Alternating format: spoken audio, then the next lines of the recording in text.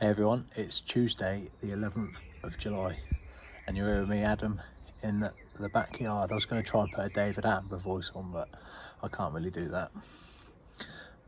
Oh, look at the sunflower seeds. Nah. Anyway, so today we're looking at Matthew 13, really small bit of scripture, 24 to 29, just talking about weeds and, hold on, lost ya. Just talking about weeds, and I've got a little tray of flowers here growing.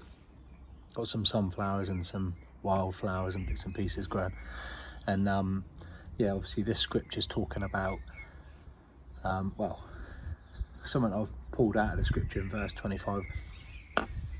While everyone was sleeping, the enemy came. He didn't come when people were awake.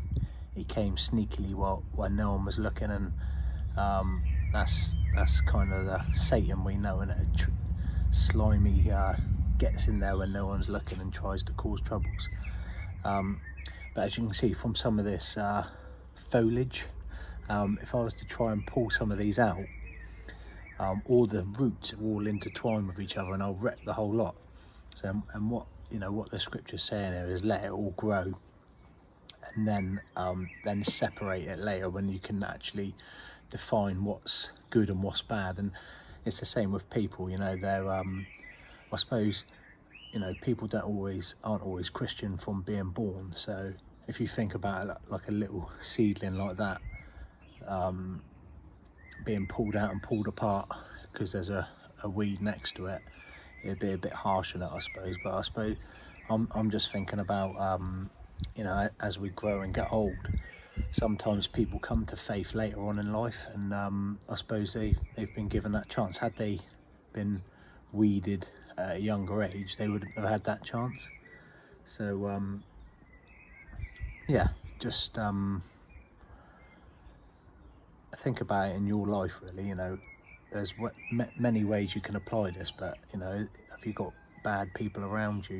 Do you need to try and change your ways and hang around with better people?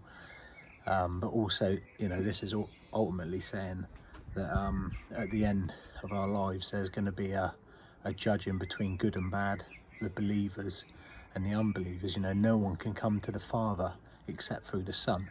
So yeah, I suppose later on in life, when we're more mature, you can quite clearly see who's good and who's of the Son and who's not of the Son from their ways.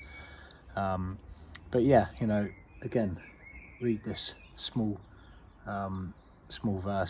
couple of verses, and just ponder on it.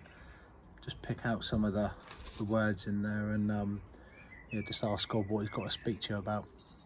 Have a great day, and I'll see you tomorrow.